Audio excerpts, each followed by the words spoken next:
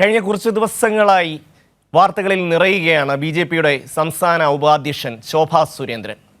ഇതേ ശോഭാ സുരേന്ദ്രനെതിരെ പരാതിയുമായി ബി.ജെ.പിയുടെ ദേശീയ നേതാവും കേരളത്തിലെ പ്രഭാരിയുമായ പ്രകാശ് ജാവ്ദേക്കർ. കേരളത്തിന്റെ ചുമതലയിൽ നിന്ന് തന്നെ ഒഴിവാക്കിയാൽ സന്തോഷമെന്ന് കാണിച്ച് പ്രകാശ് ജാവ്ദേക്കർ കേന്ദ്ര നേതൃത്വത്തിന് കത്ത് നൽകി.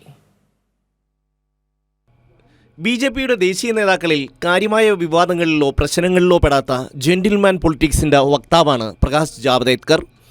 എല്ലാ രാഷ്ട്രീയ പാർട്ടികളിലും പെട്ടവരുമായി മികച്ച സൗഹൃദം സൂക്ഷിക്കുന്നതിൽ പ്രത്യേക വൈദഗ്ധ്യമുണ്ട് പ്രകാശ് ജാവ്ദേക്കറിന്.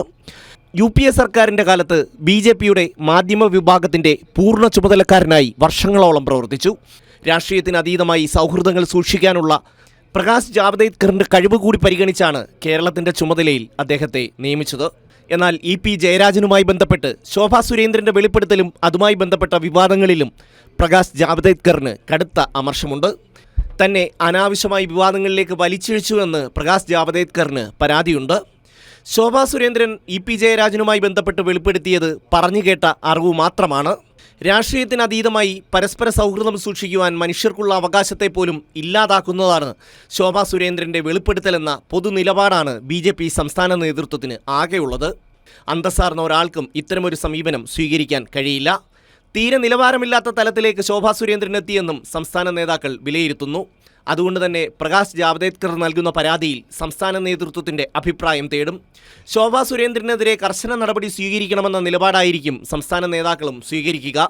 എല്ലാവരെയും വെറുപ്പിക്കുകയും എല്ലാവരോടും പുച്ഛത്തോടെ സംസാരിക്കുകയും ചെയ്യുന്ന ശോഭാ സുരേന്ദ്രൻ്റെ രീതി കേരള രാഷ്ട്രീയത്തിന് ഒട്ടും ഗുണം ചെയ്യില്ല എന്ന വിലയിരുത്തലിലേക്ക് ദേശീയ നേതൃത്വം എത്തിയാൽ ശോഭാ സുരേന്ദ്രൻ്റെ രാഷ്ട്രീയ ഭാവി തന്നെ ഇതോടെ പരിമിതപ്പെടാനാണ് സാധ്യത.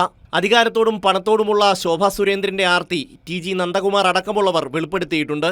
ഇതും ഇവർക്ക് പ്രതികൂലമാകും.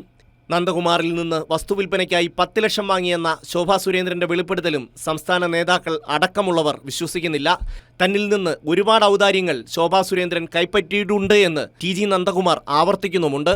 കഴിഞ്ഞ നിയമസഭാ തെരഞ്ഞെടുപ്പ് കാലത്ത് ശോഭാ സുരേന്ദ്രനുമായി ബന്ധപ്പെട്ട സാമ്പത്തിക ഇടപാടുകളുടെ ശബ്ദ സന്ദേശങ്ങൾ പുറത്തു വന്നിരുന്നു. ചുരുക്കത്തിൽ ശോഭാ സുരേന്ദ്രനെതിരെ ശക്തമായ നടപടി ഉണ്ടാകണമെന്ന നിലപാടിലേക്ക് BJPയുടെ കേന്ദ്ര സംസ്ഥാന നേതൃത്വങ്ങൾ ഒറ്റക്കെട്ടായി എത്തിയിട്ടുണ്ടെന്നാണ് സൂചന. ഒരു പൊതുപരിപാടിക്ക് പോലും BJP നേതാക്കളെ ഇനി വിളിക്കാത്ത സാഹചര്യമാണ് ശോഭാ സുരേന്ദ്രൻ സൃഷ്ടിച്ചിരിക്കുന്നത് എന്ന പൊതുവിലയിരുത്തലാണ് BJP സംസ്ഥാന നേതാക്കൾക്കുള്ളത്. Election desk, Kairali news.